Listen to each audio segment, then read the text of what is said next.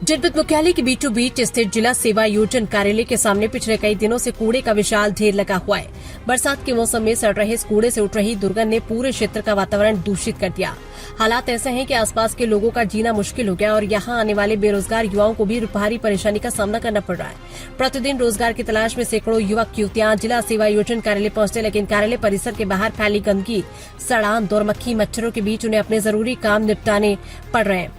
स्थानीय लोगों का आरोप है कि नगर पालिका की गाड़ियां शहर का कूड़ा उठाकर इसी स्थान पर डाल रही है, जिससे समस्या लगातार गंभीर होती जा रही है। चिंता की बात यह भी है कि कूड़े के ढेर से कुछ ही दूरी पर आरटीओ कार्यालय का ड्राइविंग टेस्ट सेंटर तथा ITI संस्थान स्थित है, जहां प्रतिदिन हजारों छात्र, अभिभावक और लाइसेंस बनवाने वाले लोग आते जाते हैं। ऐसे में ये गंदगी केवल असुविधा नहीं बल्कि सार्वजनिक स्वास्थ्य के लिए भी बड़ा खतरा बन चुकी है।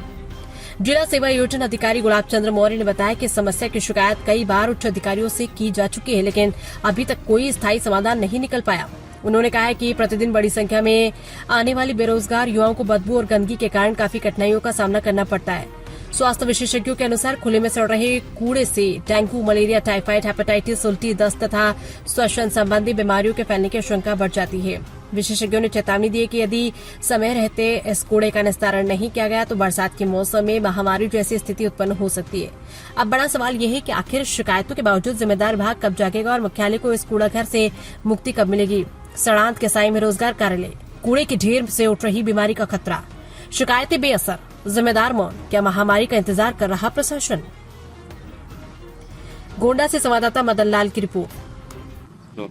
हाँ, क्या नाम है आपका? हमारा नाम जगप्रसाद मौर्य है।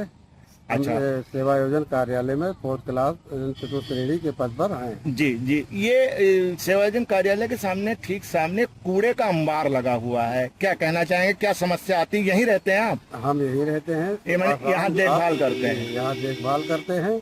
और ये जो कूड़े का अंबार लगा, इससे बदबू आती है, बहुत ज्यादा हम लोग परेशान। यहाँ बच्चे भी आते हैं, बेरोजगार बच्चे भी आते हैं। क्या किसी ने कोई कहा कि यहाँ कूड़ा बदबू है, इसको आप लोग हटाते नहीं? मैंने बहुत बच्चों ने शिकायत की। जी जी। तो उससे अधिकारी से भी बात की हमारे। हाँ। तो अधिकारी कहाँ बात की हमें नहीं पता है। तो आप लोग रहते हैं तो बदबू इतनी तेज उठ रही है, और क्या समस्या महसूस कर रहे हैं? यहाँ बदबू उठती है, समस्या बहुत ज्यादा है। इसके लिए जिम्मेदार कौन है?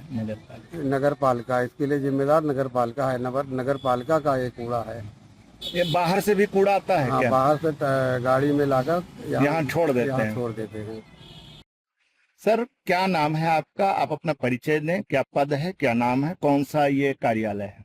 हाँ, सर्वप्रथम मैं आपका बहुत बहुत धन्यवाद देना चाहूँगा कि आप हमारे कार्यालय तक आए। मैं गुलाब चंद्र मौर्य, जिला सेवा योजना अधिकारी, देवपाटन मंडल, गोंडा में कार्यरत हूँ।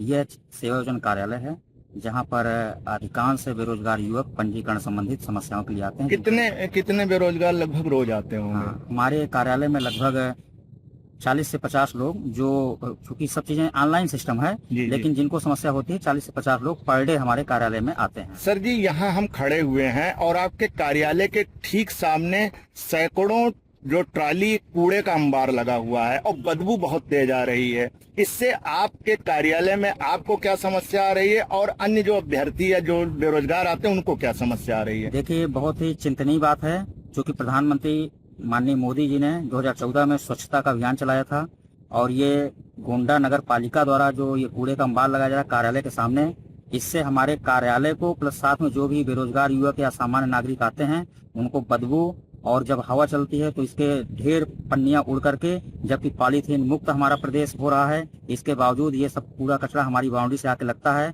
मैं हर माह सफाई कराता हूं, फिर कचरा फैलता है। अतः ये चिंतनीय बात है, इसमें नगर पालिका को ध्यान देना चाहिए कि कूड़े का अंबार कहीं शहर के बाहर डिस्पोज का सिस्टम करें, इंसिनेशन करें।